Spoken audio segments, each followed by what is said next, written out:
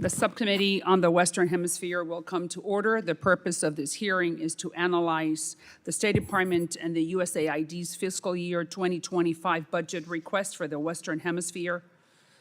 I now recognize myself for an opening statement. It will be short and, sorry, am I following the right order here? All right, so. As I'm sure you know, no region is more important to the well-being of the United States than Latin America. Miami, the city that I represent, is closer to Cartagena, Colombia, than New York City. Latin America is our back door, is our backyard, a region that is vital for our national security. But unfortunately, actions are speaking louder than words. In the last 4 years, President Biden has made it clear that Latin America is really not a priority for this country. And here are the facts. The president has traveled to 24 countries. He is the first president in 50 years not to visit the Western Hemisphere, just a quick trip to Mexico. Last year, he canceled a visit to Brazil and to Chile with no explanation. Also, he has not designated a single special envoy for crises like migration crisis in Central America, elections in Venezuela, human rights in Cuba, political prisoners in Nicaragua, the southern border, you know, the usual problems. He did not go to Central America and to South America, but he did not invite any of the dignitaries either. What do I mean by that? One of the highest honors given to a foreign dignitary is holding a state dinner at the White House. And you know, at least one country in every continent has had a state dinner except for the Western Hemisphere. And when he speaks to the nation through the State of the Union, there is no mention of Latin America. In the meantime, unfortunately, the Chinese are filling the void. In the last 4 years, Chinese investment has increased by 300% in the region. In 2022 alone, $450 billion in Chinese money have gone to Latin America. And for this reason, today, China has surpassed the United States as the top trading partner in the region. That is a problem for our national security. On top of that is disastrous for our economy, national security, and for the well-being of our allies that are always yearning to do business with the Americans. If we lose Latin America to the Chinese, who are not really very nice actors, we are definitely in trouble, and we lose here at home. So I think that you agree with me that we have to wake up and defend and embrace and be part of this hemisphere in the future years. So I now recognize the gentleman from Arizona, Mr. Stanton, for any statements he may have. Thank you for being here in lieu of Ranking Member Castro. Thank you very much, Chair Salazar, for hosting this important hearing. Thank you for the witnesses for being here today. The Western Hemisphere is a critical region for the United States, full of our top trading partners and incredible potential for nearshoring and economic growth. But we must be clear-eyed about the challenges. The President's budget recognizes the importance of the region, requesting an additional 7.9% in funding for critical priorities, tackling the flow of fentanyl, improving the rule of law, and addressing the root causes of migration. It is disappointing that the appropriations bill the House voted on just a few weeks ago cut the international affairs budget by 12%. It decreases developmental assistance by over 30%, eliminating all funding for safe mobility offices and underfunding the operations and staffing of the State Department and the U.S. Agency for International Development. It is an unwise strategy at a time when our strategic competitors continue to grow their influence in the region. Last week, I was in Mexico, where I had the opportunity to meet with President López Obrador and President-elect Sheinbaum as a bipartisan and bicameral congressional delegation. We spoke at length about the untenable security situation in Mexico, where cartels control 1/3 of the country and contributed to the most violent election in Mexico's recent history. We discussed the need for the United States and Mexico to cooperate in combating these cartels and trafficking of synthetic opioids across the border. I represent Arizona, a border state, and I know how important our relationship with Mexico is for the strength of our own economy. Right now, we have an unprecedented opportunity to nearshore our supply chains and capitalize on historic investments made under the CHIPS and Science Act. I urged Dr. Shanebaum to take advantage of this moment, and she was enthusiastic about building Mexico's footprint in the tech space, especially working with Arizona's semiconductor industry. It was a fruitful visit, but there is much more to do to create a reliable environment for direct foreign investment in Mexico and throughout the region. The flow of illicit fentanyl has devastated far too many American families. We have taken important steps to stop the trafficking of fentanyl in the United States, including the recent passage of my bill, the American Cooperation with Our Neighbors Act, which promotes collaboration between state and local entities on both sides of the border to counter fentanyl. As former Mayor of Phoenix, I deeply understand the importance of this subnational collaboration and the critical role local authorities play. I urge the Senate to swiftly take up this bill, and I look forward to working with the State Department in formulating an effective plan to combat cartel influence, gang recruitment, and the flow of synthetic opioids and precursor chemicals. We have to reduce migration. In the last 2 months, we've seen unlawful crossings drop by 50% to the lowest level in many, many years. But we must continue to invest in programs like safe mobility offices that disincentivize travel to our southern border. We have to invest in deep diplomatic relationships with our neighbors taking in migrants and in addressing root causes of migration, including through nearshoring our supply chains, which mainly shores up our national security but has the added benefit of creating necessary, stable jobs that keep people in their home countries. Venezuela, they will be holding elections this coming Sunday. This is such a consequential moment for Venezuela and comes after years of chaos and tragedy. I know these elections Sunday are not perfect, far from it. The Maduro regime has disqualified legitimate presidential candidates, particularly Ms. Maria Corina Machado. They have attempted to split the opposition and denied access to international observers. But the elections still represent the best opportunity for the Venezuelan people to make their voices heard. The opposition, including Ambassador Edmundo Gonzalez and Ms. Maria Corina Machado, should be commended for their resolve in the face of these actions. And I think the Biden administration, including the State Department, USAID, and the National Security Council, deserves immense credit for doing the hard work of diplomacy to bring us to this important point. I look forward to hearing from our witnesses on our efforts to support democracy in Venezuela and what we can expect on Sunday and the days to follow. Thank you, Madam Chair. Thanks to you, Congressman Stanton. Other members of the committee are reminded that opening statements may be submitted for the record. Today, we have witnesses from the State Department, the USAID, who handle U.S. foreign policy in the Western Hemisphere for the Biden administration. Starting with the Honorable Brian Nichols, who I always appreciate the fact that you always come every time we call you. I mean, I know it's fatiguing, but this is democracy, and I love the fact that you are following the rules. He is the Assistant Secretary of State for Western Hemisphere Affairs for the Bureau of Western Hemisphere Affairs within the United States Department of State. And the Honorable Julieta Valls Noyes is the Assistant Secretary for the Bureau of Population, Refugees, and Migration at the United States Department of State. And Mr. Michael Camilleri is the Acting Assistant Administrator for the Bureau of Latin America and the Caribbean for the United States Agency for International Development. And thank you for being here today. Once again, I extend the welcome and the thank you for both of you being here. Your full statements will be made part of the record, and I'll ask each of you to keep it to 5 minutes in order to allow for time for members to pose their questions. I now recognize the Honorable Brian Nichols for his opening statement.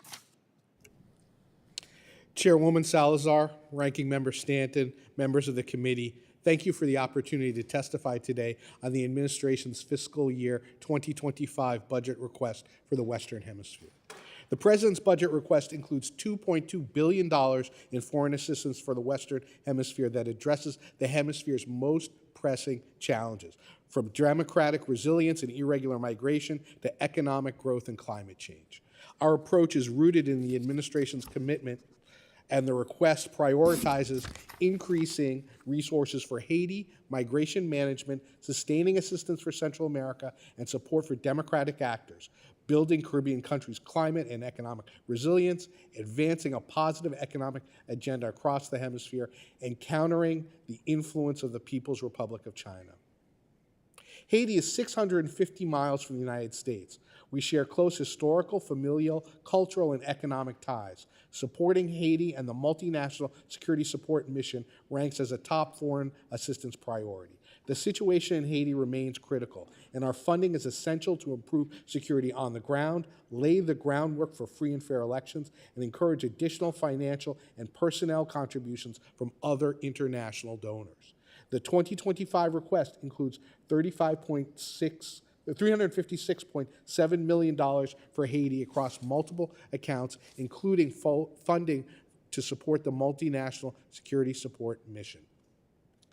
Under the Los Angeles Declaration on Migration and Protection, endorsed by 22 countries in the region, we have affirmed our collective commitment to respond to migration and forced displacement across the region.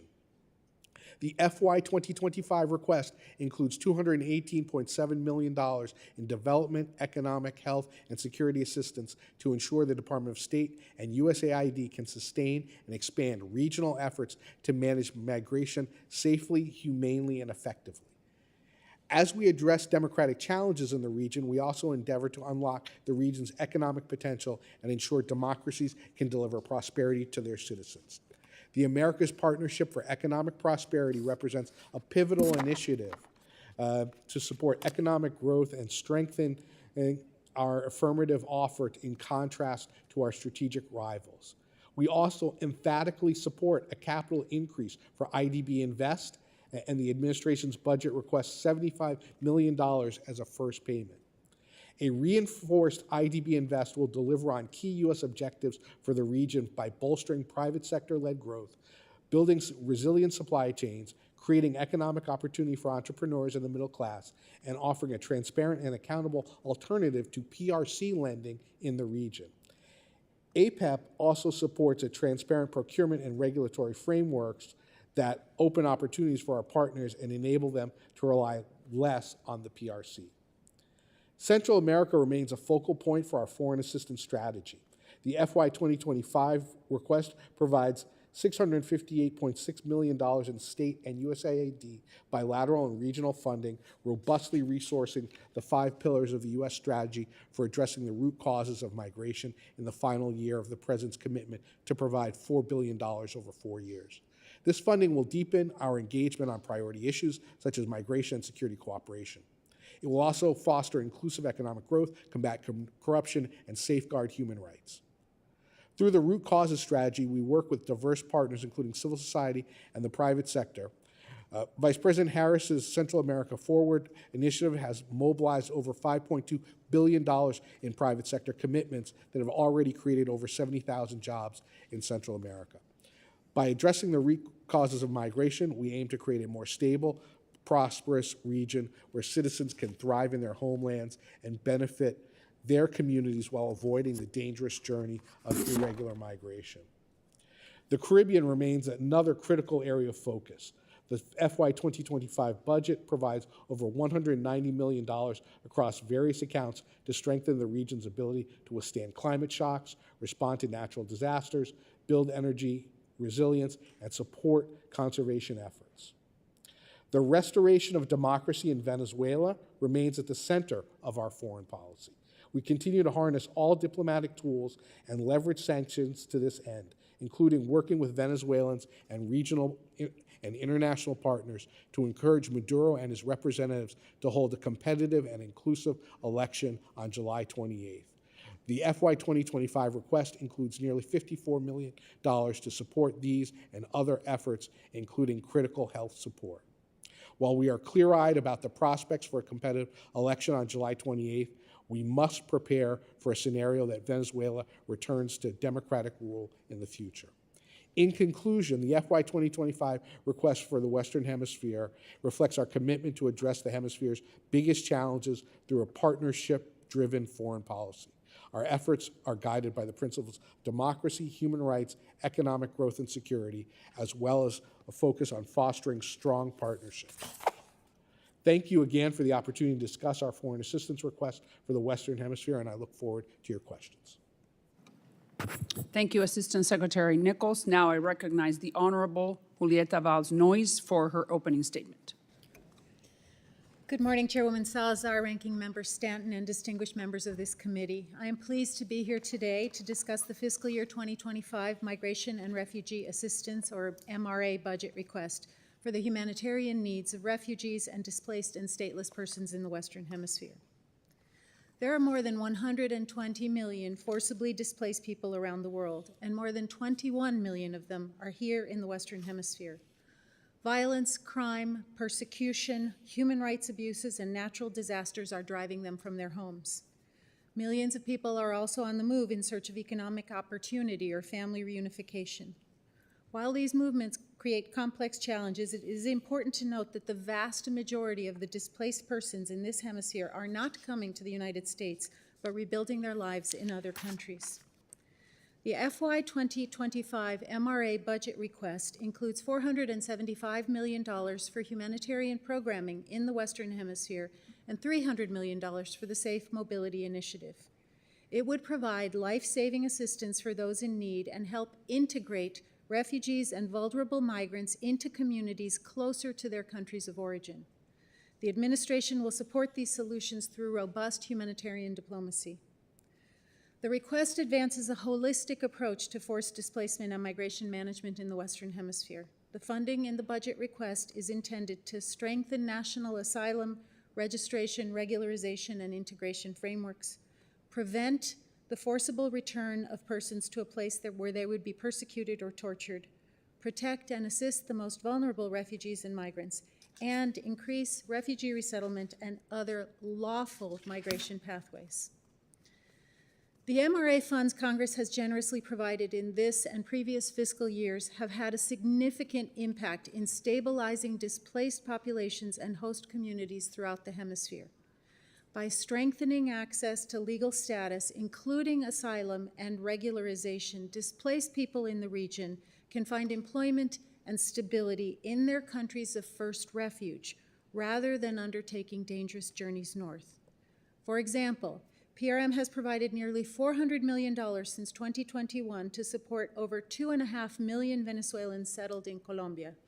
Supporting legal status and integration of displaced persons in partner countries is a critical aspect of our strategy. The Bureau of Population, Refugees, and Migration also continues to prioritize assistance to people with dire needs. This budget request supports our core mandate to provide life-saving assistance and protection to refugees, asylum seekers, vulnerable migrants, and stateless persons. It will fund water, nutrition and hygiene support, urgent health care, and basic humanitarian aid to the most vulnerable, where they are. It will help reunify displaced, separated children from their families, provide medical and psychosocial support to survivors of gender-based violence, and help meet the basic needs of especially vulnerable refugees and displaced populations. To increase regional cooperation, PRM also supports our partners' humane migration management, strengthening their protection systems, policies, border management, and emergency response preparedness. For example, our programs in Costa Rica, Guatemala, and Honduras have advanced adoption of new national strategies for safe, orderly, and humane migration management. The budget request will also strengthen lawful migration and protection pathways, providing a critical alternative to irregular migration. The Safe Mobility Initiative facilitates access to information for migrants about local integration and other options to prevent irregular migration. It supports safe and lawful migration pathways, so refugees do not have to undertake dangerous journeys in search of safety. For those with protection needs, the Safe Mobility Initiative has provided expedited refugee resettlement to both the United States and other countries. Safe Mobility offices are operational now in Colombia, Costa Rica, Guatemala, and Ecuador. In closing, I'd like to thank the members of this committee for the opportunity to discuss the President's budget request. The United States humanitarian diplomacy, assistance, and durable solutions are key aspects of our approach in this hemisphere.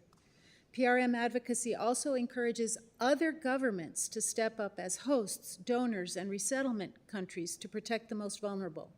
We are pursuing contributions and greater collaboration from other governments, international financial institutions, and the private sector to address these needs.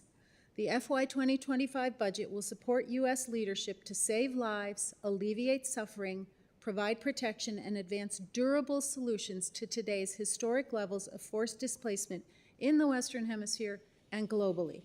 I appreciate your support and look forward to your questions. Thank you, Assistant Secretary Noyes. I now recognize Mr. Camilleri for his opening statement. Chair Salazar, Ranking Member Stanton, members of the committee, thank you for the opportunity to discuss the President's fiscal year 2025 budget request for Latin America and the Caribbean. This is a pivotal moment. Our investments today will shape the region and our own national security for decades to come. In Haiti, USAID programs continue despite significant challenges on the ground, providing humanitarian and food security assistance, supporting health clinics, expanding economic opportunity, and strengthening citizen security. With support from the Multinational Security Support Mission, the Haitian government is taking steps towards stability and paving the way for free and fair elections. USAID is supporting these efforts, including by providing identification cards that will facilitate more than 2 million people voting. Across the hemisphere, we look for opportunities to surge efforts where democratic leaders seek to promote reform. The budget request prioritizes this approach in the Dominican Republic, Ecuador, and Guatemala, which is rejecting corruption and the PRC's economic coercion in favor of accountability and inclusive economic growth. In more challenging environments, USAID supports the civil society groups documenting abuses and fighting for individuals' human rights and fundamental freedoms. For example, in Venezuela, courageous citizens have responded to years of repression by mobilizing for democratic change. USAID has been proud to support these efforts, which have been instrumental in the lead up to this weekend's elections. USAID's investments can lead to long-lasting impact. In Colombia, our decades-long partnership has helped the country move towards peace. The requested budget would allow us to continue efforts with national and local government institutions, civil society, and other partners to implement the peace accord and address key challenges, including migration and coca production. Across the hemisphere, migration is at historic levels. In response, USAID's strategy supports integration, expands lawful pathways, and addresses root causes. In Colombia, USAID, together with our PRM counterparts, has helped more than 2 million individuals obtain legal residency. We support one-stop shops where migrants can access schools, healthcare, bank accounts, and jobs, and rebuild their lives. In Peru, we have supported degree validation so migrants can contribute their full potential to their host countries. USAID also works to reduce irregular migration by expanding access to lawful pathways that provide access to temporary work opportunities abroad. We have strengthened the capacity of our government counterparts in El Salvador, Guatemala, and Honduras, allowing them to nearly triple their citizens' access to H-2 temporary work visas. Finally, under the administration's root causes strategy, USAID supports good jobs, safe communities, and more transparent, accountable institutions. These initiatives help mitigate some of the push factors that lead people to leave their homes. Indeed, both intentions and actual migration from Northern Central America have fallen significantly since the strategy was launched. As the region's challenges continue to evolve, USAID is working to meet them. In the aftermath of the COVID-19 pandemic that took such a toll in the Americas, our global health security programs work to detect public health threats, enable rapid response, and prevent threats from turning into regional or global crises. In the Caribbean and across the region, we're helping to provide early warning systems that will help save lives, drought and heat-resistant crops that provide a more reliable source of food, and secure, affordable, and clean energy. Thank you again for the opportunity to speak with you today about how USAID works to advance America's interests and build a more secure, democratic, and prosperous hemisphere. I look forward to your questions.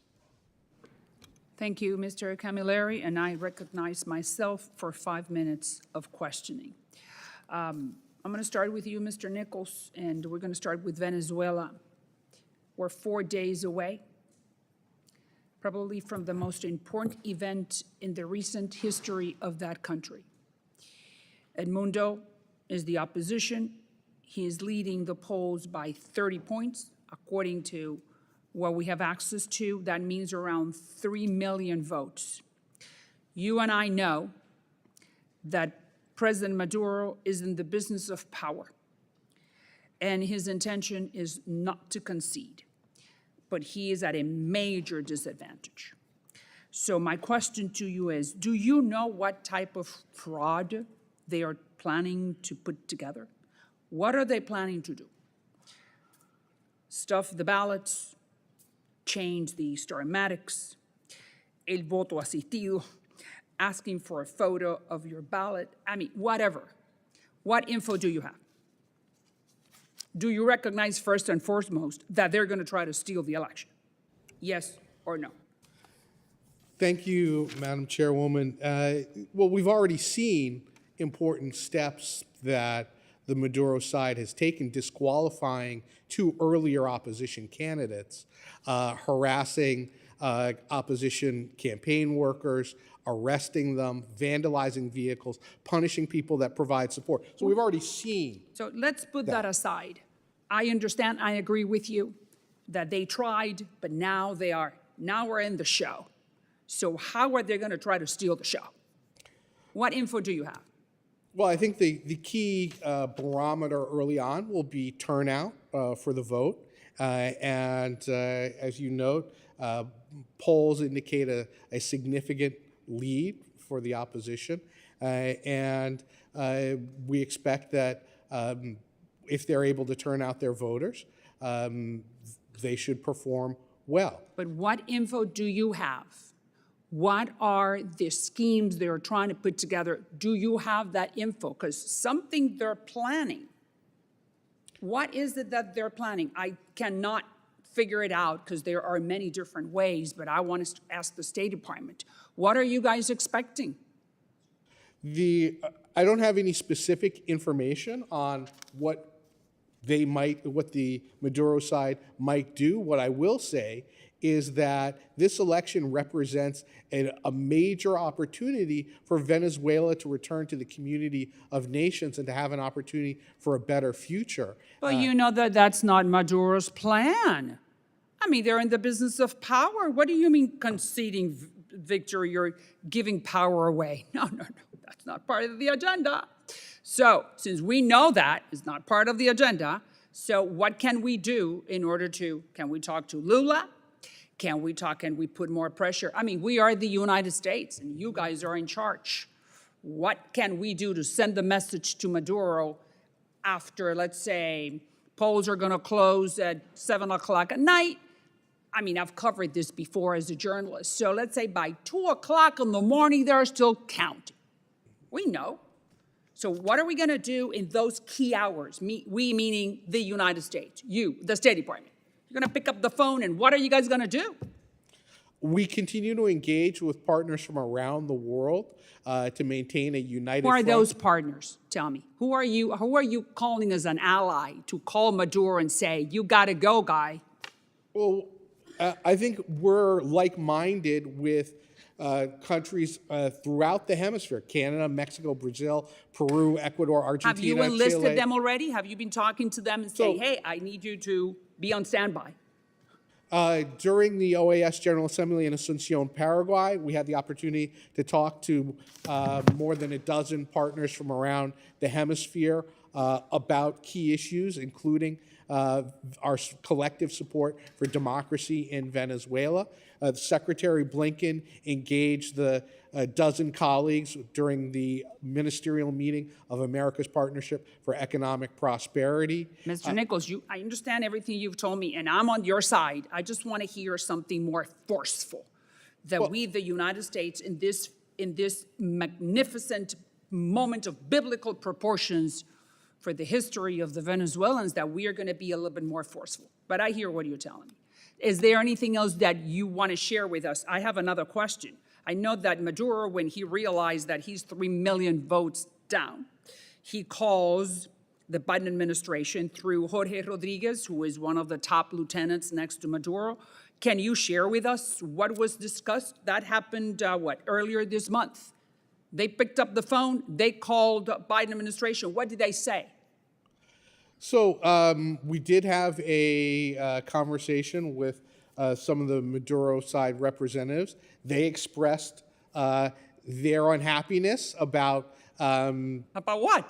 That they're going to lose? about the fact that we have not lifted sanctions. Okay, yeah, right. And we expressed our disappointment at the disqualification of earlier candidates and our hope that this would be a competitive election. And what did they say to that?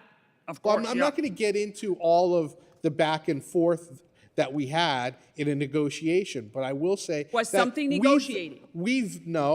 We value the channel of communication that we have, and it's important as we go forward to be able to have conversations between our two governments, between our government and the Maduro But you side. cannot share with us anything that was spoken specifically or negotiated in that. I'm not going to get into the All right, contents what of about different in arguments. Qatar last year? There was also a discussion between Biden administration officials and the Maduro regime. Was a transition discussed? As part the pending phase of the Barbados agreement talked about the next phase would be some type of a civic pact and a discussion of what would happen from the time of the election until the January inauguration of whomever the victor is in the election. All of those discussions are still pending. Moving forward, the morning after, Maduro comes out and says, I won by 50.315. What are we going to do if we know that they stole the elections just like they have done before? What's going to be our first reaction? Well, under Venezuelan electoral law, their electoral council has until the following day to announce the results, and then August 2nd, they're supposed to publish detailed results. There'll be international observers on the ground. There'll be thousands of domestic poll watchers from the opposition as well as from parties that support the Maduro side. We want to look, and there'll be international diplomats present. We want to look at all the information. We're not going to rush to judgment, and then we will make a decision. All right, and then we'll be in touch because, as you said, we both agree on the fact that the Venezuelans deserve to be free and choose their own leaders. Now, I just want to have a little bit more time. After that, we have to, I'm trying to be courteous to my fellow members of the committee. All right, Vice President Kamala has been in charge of the border. Her visits have been considered, I'm not saying it, the headlines say it, that a failure. Right there you have CNN, that it's a pretty friendly news outlet for the Democrats, saying that the problem is now much bigger. That's not a very good headline to Vice President Harris. She goes to Guatemala, and then she implies that the country is corrupt in this press conference that she puts together with Giammattei, who was the president at the time. And she tells the Guatemalans right there on the air, hey, don't come, don't come. Then she was assigned to go to El Salvador, where real progress, we met in El Salvador, has been made to address the root causes of migration. So in other words, Madam Harris is now in a very peculiar position. Probably everything indicates that she's going to be the nominee for the Democratic Party. And I just want to ask you, what grade would you give her? According to the headlines, she gets an F in the job or in the assignment that she was given by the president to control or to be the border czar. What grade do you give her? So Vice President Harris launched the U.S. root causes strategy to tackle the drivers of irregular migration by improving conditions in El Salvador, Guatemala, and Honduras so people do not feel compelled to leave their homes. She leads the implementation of this strategy. The root causes strategy is on track to provide $4 billion in U.S. investment to the region over 4 years. Mr. Nichols, she hasn't even gone to the border. So I mean, just give me a little better explanation. arrivals at the U.S. border from the countries in Central America are down dramatically But over that the was last 5 4 minutes years. ago. I mean, that happened 5 minutes ago during 20, 21, 22, 23. We know reality. I mean, I just want to get some truth statements from you. I mean, why do you think that she failed so dismally at this job that she was given? Why didn't she pay any attention to the southern border be one of the most important topics affecting the national security of this country? Do you have any explanation? I think this has been a dramatic success. We've seen double-digit drops in arrivals at the U.S. southern border from every country we measure, up to 96% drops. Even the Central American country that's had the lowest drop is still a 26% drop over the last year. Arrivals at their lowest level since before this administration took office. Vice President has mobilized over $5.2 billion in commitments for investment in the region, generating over 70,000 jobs. You are a great through soldier. Private sector. I think you're doing a great investment in job. Let the me just, region. you're doing a great job. I think that they are really definitely going to reward you for your assistance in this hearing. Let me just go to Colombia now. There are many accusations right now about President Petro's personal life. I may be tough, but I do not want to pry into anyone's private life, much less in public, all right? But the issue is that he is constantly late and has to cancel many meetings. Not only that, he has missed 150 public engagements during his presidency. Are you aware of this? I hadn't seen that specific statistic. 150 public engagements. In the last week, during the 20 de Julio, July 20th parade, which celebrated an important date for the Colombians, that parade had to start without the president because he was more than 3 hours late.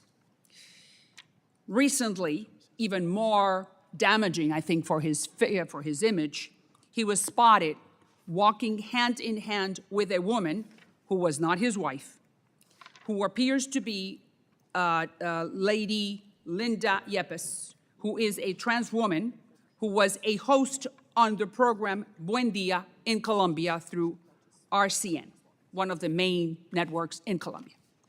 When did that happen? During the inauguration of Jose Raul Mulino in Panama. The pictures are there for everyone to see. He has admitted that he has been drunk at many public events. So my question to you is this. Do you think that, that what I just mentioned and the concerns from some Colombians is affecting this dalliances and this new ways of conducting his private life are affecting his ability to govern? What do you think about that? Our relationship is with the nation of Colombia. It goes back 2 centuries. They are some of our closest allies in the world. We work with them across a whole host of issues. Mr. Nichols, but he's the one. He's that the one. relationship He's the goes one conducting the ship. beyond any single individual, and we will focus on our government-to-government relationship with Aren't you Colombia. concerned about that erratic behavior from one of our top allies? I'm not in a position to verify or to comment on the specific allegations. So that you why don't we then, after the hearing, we could have a conversation and we can continue talking about this because this is just not, this type of behavior is not very presidential for an ally as close as you just mentioned. Now I'm going to yield back so I can give an opportunity to gentleman from Arizona, Mr. Stanton, and thank you very much for your patience. I yield back. Thank you very much, Madam Chair. I think we have votes that we're going to have to go to in just a moment. And I think because of all the activities on Capitol Hill today, including the Prime Minister of Israel, who's coming to give a speech, we won't come back after votes. I'll just speak for maybe a minute or two and then call it a day because we don't want to be late for votes. But I just want to say first, in response to your comments, we will be paying close attention to what happens in Venezuela, and if there are irregularities, I look forward to working with you. And I know you asked the administration about their response, but I look forward to working with you on an appropriate congressional response to any irregularities in that. As it involves the vice president, you gave her a poor grade for her involvement in immigration and border security. I'd say we need to actually look in the mirror and say Congress is actually the entity that needs to step up to the plate and finally pass a real border security plan in a bipartisan way, real immigration reform, a real policy as it relates to trade with Mexico, Central Latin America, and a real policy as it relates to the root causes of migration. And the failure of Congress to be able to come together in a bipartisan way to do that has led to so many of the challenges that we are discussing right here today. And the failure of Congress to pass common sense policies on border, immigration, trade, and root causes is one of the great failures of this Congress. But Chair, I want to compliment you because you have been someone that has put forward and worked in a bipartisan way and put forward a real plan, a real bipartisan plan, I know with real political risk to do that. And I just want to personally compliment you, and I wish there were more like you that are willing to reach across the aisle, come together in a bipartisan way, take political risk, because it's going to take real political risk on both sides to get this done. But we can do this in Congress. We shouldn't cast blame on other people because it's Congress that has to take this important step. And with that, we're going to close out the hearing because we got votes, and I know we have an important speech later, so Sure. I don't want to force Well- everyone to come back. So thank you for being here. And we are coming back according to the staff, and the committee will recess until 11 o'clock for votes. No, we're going to come back at 11. So we may be coming back at 11, and if you don't mind staying and continue with our questioning, we very much appreciate it. We'll reconvene then at 11.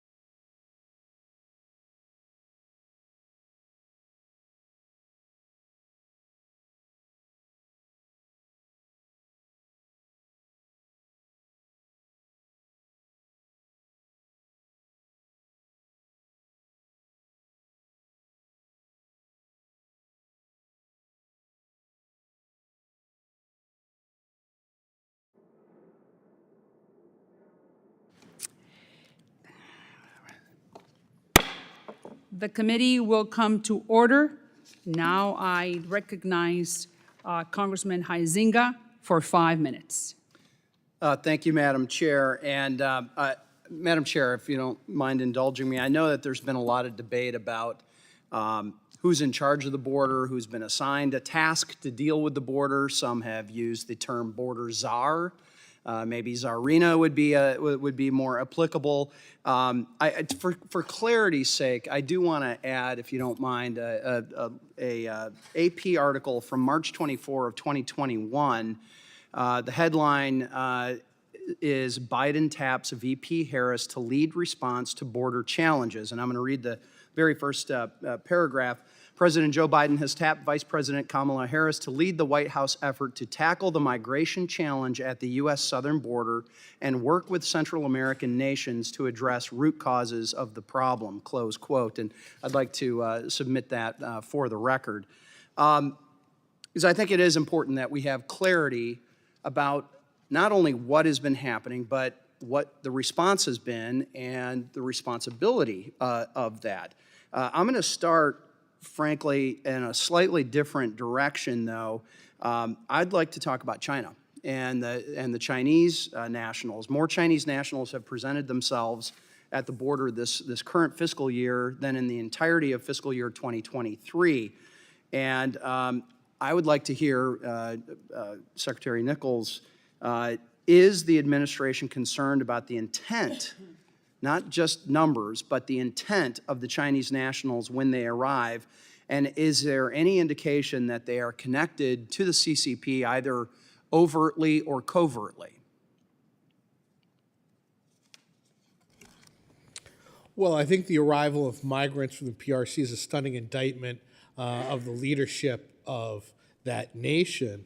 The PRC's economic slowdown, government repression, that's what's driving this increase in migrants. And migrants arrive from all regions in China, and the majority of the migrants are middle class and professionally skilled.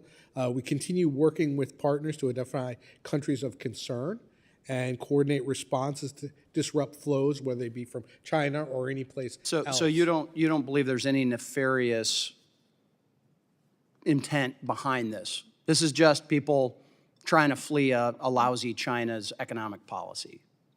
I think it's driven by people's deep dissatisfaction with the lives that they have. People don't pick up and leave where they are. Well, we have slightly different views of the PRC and the CCP and their motives, and we know that this isn't just happening at the southern border. I happen to be the chair of the U.S.-Canada IPG. I live in Michigan. I'm very familiar with the northern border. 2/3 of all of those who have been caught, not the getaways, but who have been caught, who have been on the terrorist watch list, have been actually at the northern border, not at the southern border. There's two borders that have been exploited here. And I'll give you another example. So my wife used to be Canadian, has family in Canada. I'm sure you're familiar with what a Nexus card is, correct? Okay, Nexus card is a unique joint U.S.-Canada permit that allows easier travel for those that sit in front of both a U.S. and Canadian Border Patrol at the same time. It's a very unique thing. So recently, while my wife was getting her Nexus card, I was with her and was talking to one of our Border Patrol agents in Detroit. And I said, hey, do you mind if I ask you a couple of questions? About 3 questions in, he looked at me and said, what do you do exactly? Because it was fairly specific in my questions. And he was indicating to me that, my question was, is the northern border more vulnerable because of what's been happening at the southern border? And he said, absolutely, sir. He said, we have mandatory 6 months rotations. It's voluntary at first, but if they don't have enough spots to fill, they are moving us off of the northern border down to the southern border. And he happened to be in the El Paso area for 6 months, just recently. He recounted a story about how a family showed up from Brazil, said they were very well dressed, very nice luggage, and we started asking them and interrogating them, what are you doing? And where do you plan to go? Well, it turns out, according to him, turns out that this family, almost everybody in the family could get a visa, except for the dad. They were trying to go to Disney World. I kid you not. So they all flew to Mexico and decided to come across the border. They did their vacation, and then, according to him, presumably they left, because he said they gave us no indication that they actually wanted to stay in the country. This is how porous the border is right now, and how ineffective, in my opinion, the enforcement of current law has been, where we have potentially people looking to come to the United States for vacation purposes, not just economic purposes, but we have such a reputation for what's going on. And I cannot fathom, this family from Brazil may not have had nefarious reasons to be here. They wanted to go see Mickey and Minnie. But guess what? The people from China and from a lot of other places may not have that same motive. And what I'm trying to figure out is how this administration can argue that after hundreds of millions of dollars has been spent in Central America to curb migration, we haven't seen that. After all of the other, quote, additional enforcement, we're seeing a clearly more porous border than we ever have. And how do I look at my constituents and my taxpayers and say, this isn't a waste of your money? I mean, that's what we're here today to talk about, right, is the request from state about getting more money to put into these programs, which I would argue have not been effective. So please try to convince me here briefly. So with regard to Central America and our root causes strategy, I just note over the last 12 months, arrivals from nationals from Guatemala are down 75%, from Honduras down 86%, and from El Salvador down 27%, and they were already at a very low level. Any of that seasonal? No, this is... No, none of it's seasonal? This is... Come on. We're at the lowest levels we've been since before this administration took office. Sir, we know that there's seasonality to border crossings. We know that. The other there were 400,000 legally inadmissible aliens that we know about that that the mass parole program has allowed. 400,000 legally inadmissible aliens have been flown directly into the interior of the United States. I actually have a bill that would require you all to report to members of Congress and to governors when that happens, because we're in the dark. We don't know about that until they land. We've had examples of that in Michigan as well. And by the way, Madam Chair, I'm sure you are very well aware of this.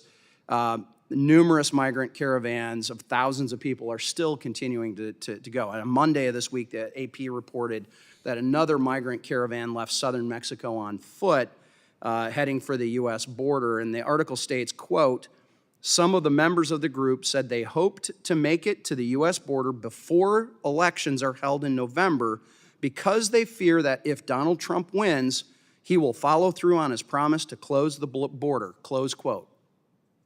That's the AP. That does not sound like a border under control to me or an actual working strategy. So that is part of my hesitancy in granting more, hundreds of millions of dollars more to these programs. I'm well over my time, Madam Chair. I appreciate the indulgence, and I yield back. Thank you, Congressman Huizenga. Now I recognize Congressman Self for 5 minutes. Thank you, Madam Chair. First of all, I would point to one of your comments about Haiti and moving towards stability. That Haiti has been unstable for decades, and I will point you to the Chicago Cubs fans. They thought it was going to be different next year for decades. It finally was, but it took decades for it to be different. I think using the word stability in the same sentence as Haiti is a rosy projection at best. I've heard nothing but rosy projections from all three of your testimonies here. And yet we know, if every report is right, that the CCP is making tremendous gains throughout the Western Hemisphere. So the first question is, I want to know what kinds of activities does the Countering PRC Influence Fund support in the region, and what impact do you think that has? Mr. Nichols? So among the things that we seek to do is educate populaces on the reality of the deals on offer from the PRC, whether that's investment or media or cultural centers, and educate people on what's really on offer, what the terms of credit that their countries might receive.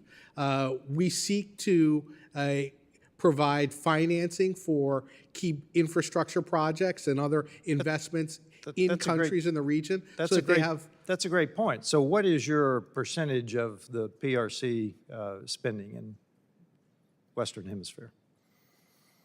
Sorry, I'm not sure I understand the question, sir. How does your spending compare to the DFC or whatever? What is our soft power spending in the Western Hemisphere? How does it compare to what CCP is spending? Yes, ma'am. Sir, I could speak to that perhaps in the space of humanitarian assistance. Well, I'm looking at a total cost. I think we are being vastly outspent. And frankly, in one of our previous hearings, the State Department was bragging about being the chief investment partner of the Western Hemisphere instead of the chief trading partner. And I think that bodes us no good. Now, Argentina apparently has most of the rare earth minerals that we need.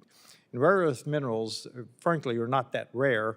Alaska alone has 49 out of the 50 rare earth minerals, and yet the Biden administration is trying to turn it into one large national park. But Argentina has many of them as well. So what would you do to try to get us rare earth minerals, of which China controls some 90% around the world? So as long as we're talking about investment in South America, what would you do to try to get us rare earth minerals out of Argentina? Because we now have a government that I think would be amenable to that idea. We have an excellent relationship with the Malay government in Argentina. Under the leadership of Undersecretary Jose Fernandez, we have engaged in discussions about promoting U.S. investment in the critical mineral sectors in countries like Argentina, Chile, Peru, and around the region. That means engaging partners, ensuring that policies are in place in countries that welcome foreign direct investment and U.S. investment. In the case of Argentina specifically, mineral resources, subsoil resources are controlled by the provinces and not by the central government. So that means working with governors, and our embassy engages with the governors that's process, around but what are you doing to encourage U.S. companies to go get the rare earths that we need?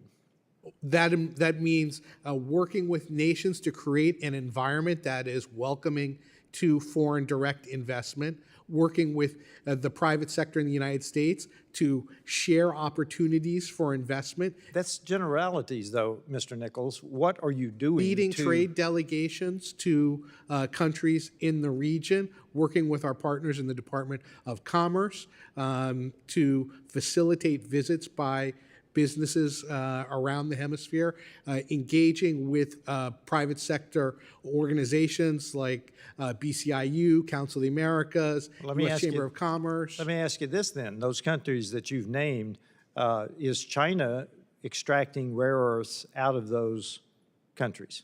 Yes. And have we started?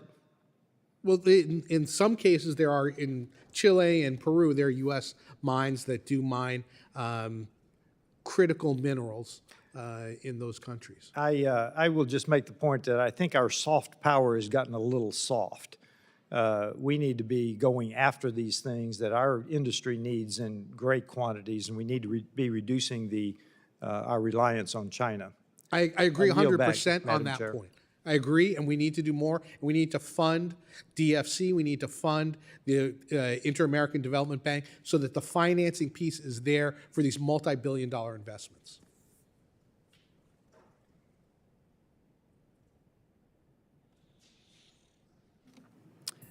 Thank you, Congressman Self. Now I recognize Mr. Stanton from Arizona for 5 minutes.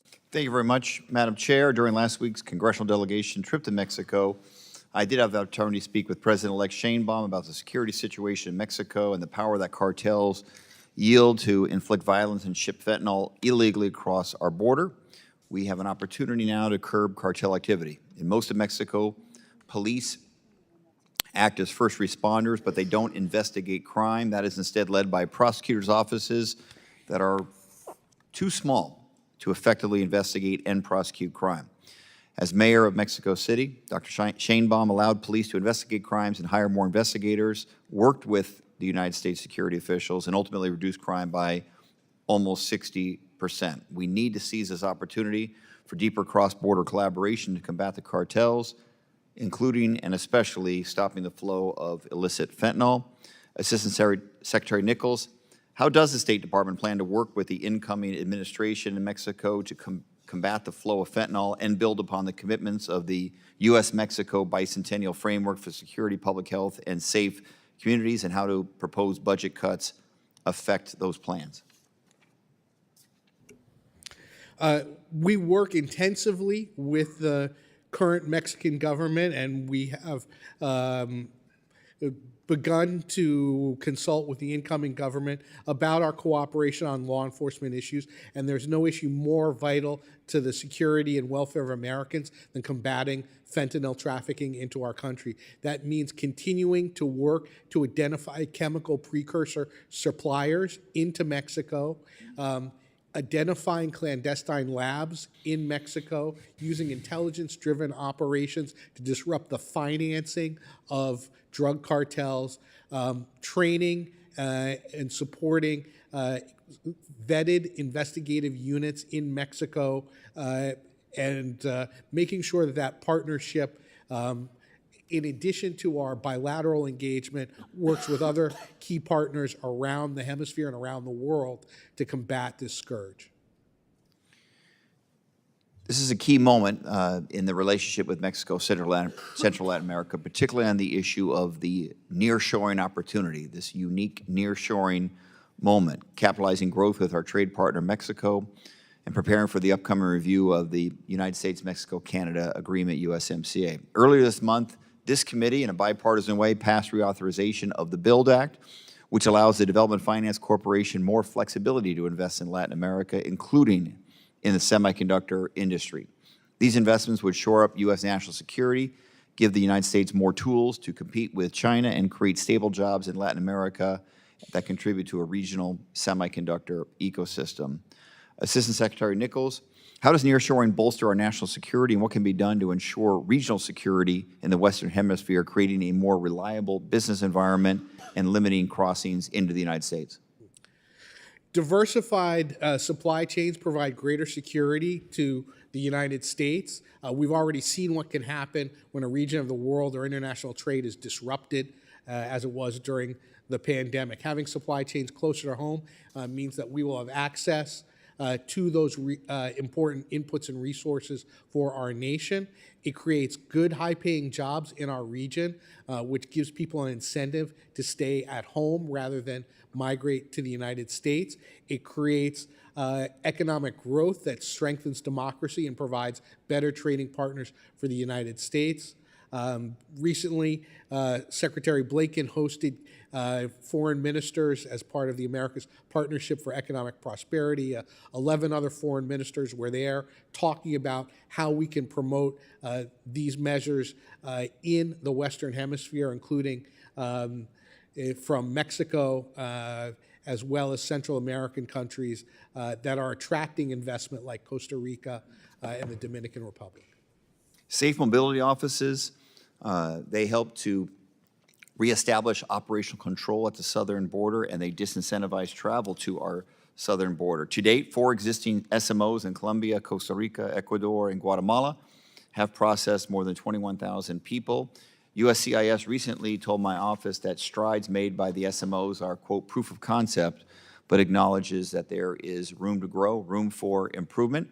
Assistant Secretary Noyes, what resources are required to expand the impact and reach of the SMOs and preserve regional security? And how is the administration engaging governments around the world on SMO activities?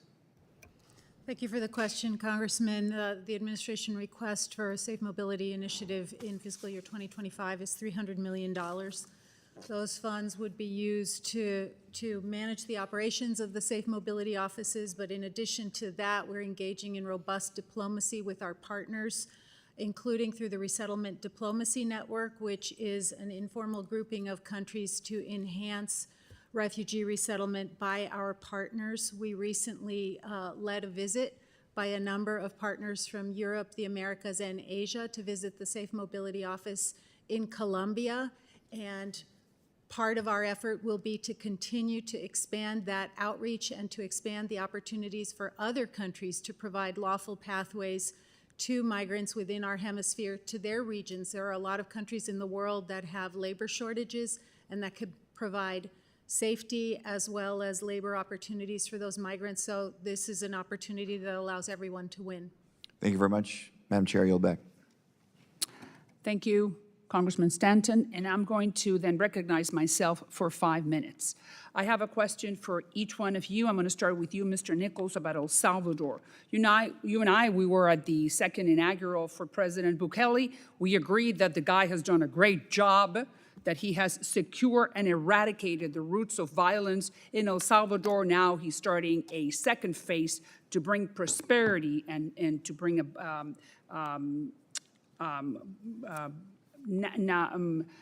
investments, American investments, and to be able to grow the economy. But they need international financing. They need for the United States to bless them so the international banking community opens up and starts giving them loans. Are we ready to bless the Bukele administration so they can start that second phase and bring prosperity, economic prosperity to the country? So we very much want to work with the government of El Salvador to promote economic growth in the country. I think among the challenges to increasing the levels of foreign direct investment in El Salvador are ensuring that the system of rule of law in El Salvador is transparent and gives investors equitable treatment, and that's something that we want to work with this government on. And I know from the conversations we had when we were in country at the same time that President Bukele is interested in working with us on that. Are we interested in working with him? Yes, we had a high-level delegation to his inauguration, and we want to work with his government on these issues. There are a number of things that we think will improve the economic situation in El Salvador, but the United States is not the only actor in this space, and obviously— But you know it's always the most important one, because everyone wants American companies to go and set up shop and absorb some of the labor force and bring prosperity. You know, the Americans, that's why we're in this hearing, because everyone wants to deal, everyone meaning the Western Hemisphere, wants to deal with the Americans. Not only American governments, but the American companies, everything that says USA. Do you agree? Well, let me give you a specific example of a concern that we expressed, which is limitations on the use of cloud servers in the financial services sector.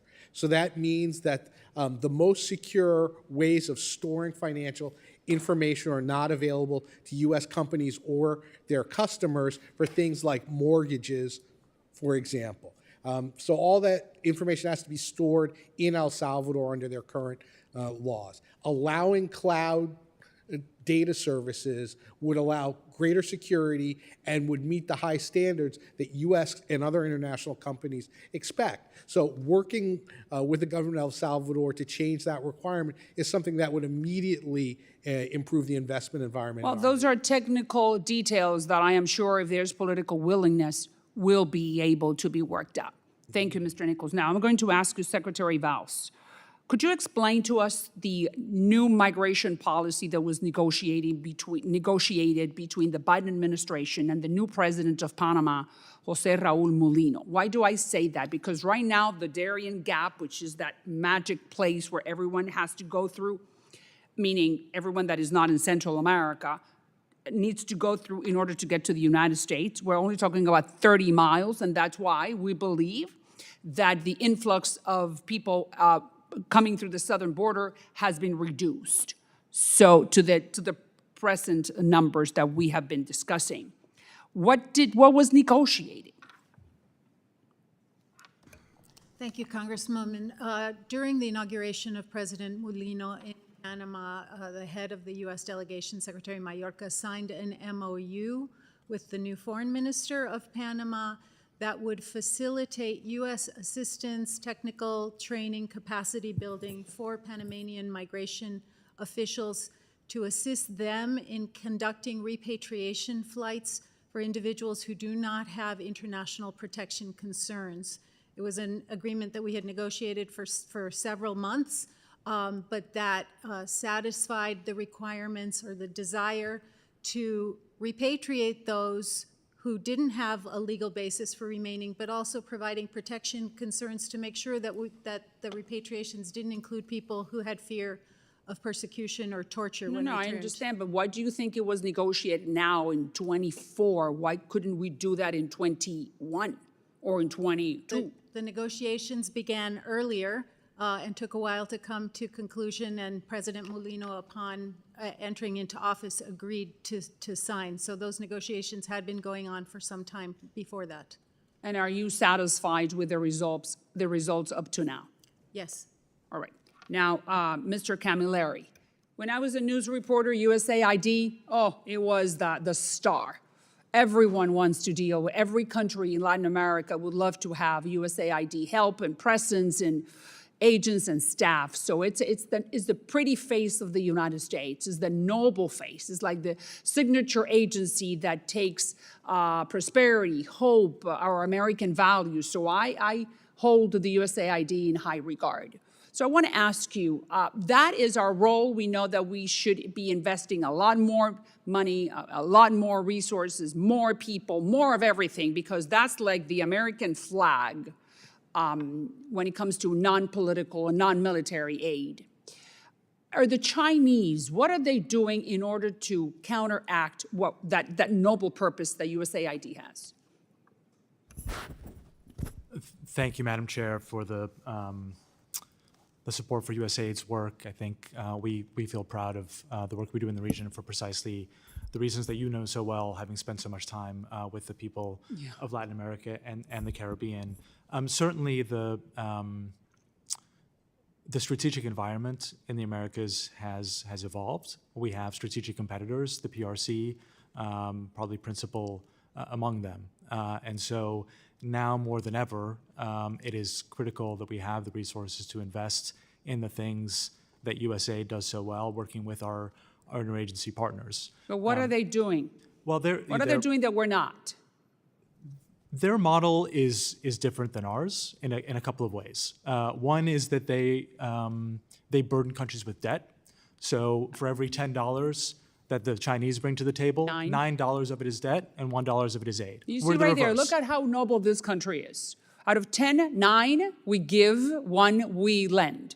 The Chinese, they're communist, obviously, they lend 9, that means that you gotta pay me back, and 1 is given for free. On top of that, I think we're seeing That's significant. important for you to stress. It's absolutely critical and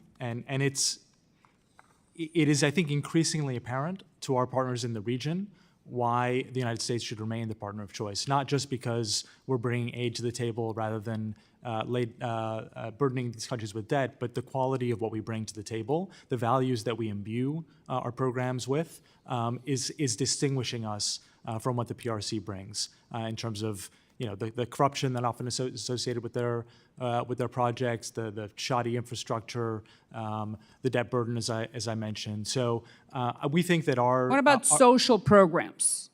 Like I know that you have gender identity programs, you have all types of social programs. to teach English, to learn how to put together a bank account, right? To teach some of the residents of Guatemala, let's say, how to open up a business. So do they do something similar is what I'm saying. I don't know the answer to this. That kind of programming is more what we do versus what we do. The rooted programming in local communities, the deep knowledge and dialogue with those communities in areas like financial literacy, to mention one that you mentioned. The values, again, the democratic American values that imbue those programs, that is a distinguishing characteristic of the way the United States does foreign assistance, and I would argue a comparative advantage that we have over the PRC. Yes, ma'am. Chairman, if I could just jump in. The United States, in terms of humanitarian assistance, we lead with our values. And I'd like to give a specific example. In 2022, the United States was, as it always is, the largest single country donor of humanitarian assistance funds in the world. In 2022, the last year for which we have statistics for China, the United States provided $17 billion in humanitarian assistance to save lives, alleviate suffering, provide protection to the most vulnerable people. In that same period, the People's Republic of China provided $9 million. So for every $1 provided by the People's Republic of China, the United States provided $1,200 in humanitarian assistance. I think that shows our partners in the hemisphere who really cares about them and who really leads with our values and who is really standing by their side. Thank you, and I like your phrase, leading with our values. Long live the United States. Thank you. I yield back, and now I recognize Congressman Schneider from the state of Illinois for 5 minutes. Thank you. Thank you, Chair Salazar. And let me first say thank you. I'm not on this subcommittee, but I'm pleased to be here and allowing me to join you. I appreciate the opportunity to speak about the fiscal 25 budget priorities that we are here today to discuss. I was just in the region last week. I was in Brazil, Argentina, and Guatemala. The trip was an eye-opener, reinforcing the critical importance of our engagement in Latin America. We had the chance to meet with President Milei and President Arevalo, who both emphasized their appreciation for and commitment to a strong United States relationship. In Buenos Aires, we commemorated the 30th anniversary of the Amia Jewish Center bombing, honoring the victims of this tragic terrorist attack that still has not had justice served. The solemn event reminded us of the enduring threat of anti-Semitism and the need for vigilance and justice. As many of you know, Hezbollah was responsible for the Amia bombing, highlighting the group's capacity for violence and terror beyond the Middle East. This connection is very personal to me, for I have a long history of working to counter Hezbollah's influence, including leading the original Hezbollah International Financing Prevention Act. Hezbollah's activities, including money laundering and drug trafficking, pose a serious threat not only to regional stability in Latin America, but to United States national security. Our experiences on the trip underscored the importance of sustained U.S. engagement in Latin America. Specific priorities protecting our vital interests include addressing and promoting economic opportunities while addressing economic challenges. Dealing with, as was mentioned earlier, the strategic competitors, in particular the PRC, dealing with the effects of climate change and the threats of irregular migration and other issues that are coming from that, and last but not least, dealing with crime and terrorist groups in the region. We have to address democratic resilience. In Guatemala, we met with the president. He talked about the efforts they're taking, and I'd like to touch on that in a second as well. Economic development, our ties with Brazil are robust. Two-way trade is reaching significant levels. Strengthening that relationship will benefit both nations, promoting job creation and sustainable development. Of course, migration management is an issue, and I'll come back to that in a second, but programs are having effect. In Guatemala, we talked about the fact that border crossings are down by 2/3 since 2021. And last, enhancing our efforts to counter Hezbollah's influence in the Americas is crucial. In conclusion, our engagement in Latin America is not just a matter of foreign policy, it's about building a more secure, prosperous, and democratic hemisphere. And that's what the 2025 budget request is all about, and a step in the right direction. So let me start with Acting Assistant Administrator Camilleri. How is USAID addressing the root causes of migration from Central America, particularly in Guatemala? As I mentioned, we've seen a 2/3 decrease, other positive steps, but what should we be looking for? Thank you, Congressman. We have seen under the root causes strategy, which was launched in 2021, a new level of attention and resources committed to addressing those root causes of migration from Central America. We've now invested almost $3 billion in that strategy, as well as mobilizing the private sector, as Assistant Secretary Nichols mentioned, to the tune of $5.2 billion in additional investment, 50 companies investing to create jobs in the region. So just to give you some examples of the impact of this work under the root causes strategy, in a single year, USAID helped to create or sustain 90,000 jobs. We reached nearly 500,000 youth through support for primary and secondary education. We kept 175,000 children from growing hungry in the region through our nutrition interventions. The question, obviously, that we often get is, what impact is this work, which is having tangible, meaningful effects on local communities and families, what impact is it having on migration? And there, as you alluded to, I think increasingly we have evidence that we are having an impact. We know, for example, that our workforce development interventions in El Salvador showed a 13% decrease in intentions to migrate. We know that in Honduras, our education interventions kept kids in school, and that those higher retention rates are associated with lower irregular migration rates. And more broadly speaking, as you mentioned, we have seen since the launch of the root causes strategy to today, a 2/3 decline in border encounters from the countries of Northern Central America. So when we think about the budget environment we're in, and we hear some of the discussion about potentially significant cuts to USAID's budget for the region, we know what that means. That means fewer kids in school. It means more kids going hungry. It means fewer jobs created. It means fewer women and girls protected from gender-based violence. More broadly in the region, less support for public officials and civil society and journalists who are combating corruption and human rights violations. Coastal communities that are more vulnerable to storms and climate change. So, not to mention our the space for transnational criminal organizations and our strategic competitors in the region. So this is tangible. This is real. This really puts on the table the progress that I think we've made over the last few years under the root causes strategy and more broadly in the region, and would just encourage those of you who have the opportunity to consider these questions to think carefully about the impact that we've had so far and the impact we can continue to have appropriately resourced. Great. Thank you. I'm over time. If I had more time, Assistant Secretary Nichols, I would love to talk more another time about efforts to support work in the region to address corruption, like what we were hearing in Guatemala with great success. With that, I yield back. Thank you, Congressman, for your participation. Now I recognize Congressman Self from Texas for the next 5 minutes. Thank you, Madam Chair. Given the background of repression against matters of conscience, faith, the church in Nicaragua, I want to ask you, and I was also struck with your comment about lead with our values. In fact, it's in the First Amendment, religious freedom. We have both the Establishment Clause and the Free Expression Clause in our First Amendment. So, and please don't wander into humanitarian, education, migration issues. I want to know about the Biden administration's support for religious freedom, matters of conscience, matters of faith. Does the Biden administration support religious liberty in the Western Hemisphere?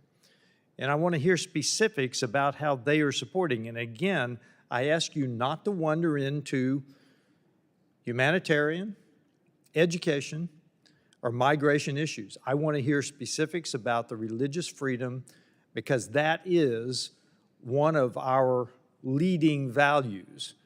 So what is the Biden administration doing to support religious freedom in the Western Hemisphere? Thank you very much. The Biden administration has been focused on a country that has, in Nicaragua, that has deeply abused people of faith. going after Mountain Gateway missionaries, for example, and jailing them. So what does focused on it mean? What are they doing? So we have repeatedly raised the unfair jailing and abuse of both evangelical and Catholic religious figures in Nicaragua. With the Ortega Murillo regime, we continue to advocate for the release of all prisoners of conscience in Nicaragua. Can you provide me the proof of that? Do you have letters that you could give me? I would like to see the specifics of what you've been doing rather than just a meeting date. I'll have to consult with my colleagues in the department about providing any specific documentation, but I will absolutely stress that we have raised this on numerous occasions, and we did secure the release of a number of political prisoners, 222 at one time. These prisoners of faith, or were they political prisoners of different political party? Because again, please refrain your remarks to religious liberty. So that was a broad spectrum of prisoners, including people of faith. One of the other things I'm very proud of that we've done in the Western Hemisphere is to work to combat anti-Semitism in our hemisphere. I issued a region-wide policy on combating anti-Semitism and directed each of our ambassadors in the field to develop their own anti-Semitism policies. I work hand in hand with Ambassador Lipstadt, and we've persuaded numerous countries in the hemisphere, most recently Paraguay and Guatemala, to name special envoys to combat anti-Semitism, and they signed a joint statement at the anniversary of the Amia bombing. And I appreciate that, Mr. Nichols. That is combating anti-Semitism. What I'm asking about is religious freedom for the citizens of the Western Hemisphere. It is related, but it is not exactly anti-Semitism. You're combating anti-Semitism. I want to know what you're doing to support religious liberty. That's my question. So the State Department as a whole reports on international religious freedom in every country around the world. We raise the issues of freedom of religion with governments wherever we are present. We seek out information when there are cases where people of faith or people who choose not to practice a faith are persecuted. We raise that with the host governments. Okay. I would like to know if you've got any documentation, if you would follow up on when you have actually done it. We can talk generalities all day long. That doesn't answer specifics. I would appreciate it. With that, I yield back, Madam Chair. Thank you, Congressman Self, and I thank the witnesses for their valuable testimony and the members for their questions. The members of the subcommittee may have some additional questions for the witnesses, and we will ask you to respond to those in writing. Pursuant to committee rules, all members may have 5 days to submit statements, questions, and other materials for the record, subject to the length limitations. Without objection, the committee stands adjourned.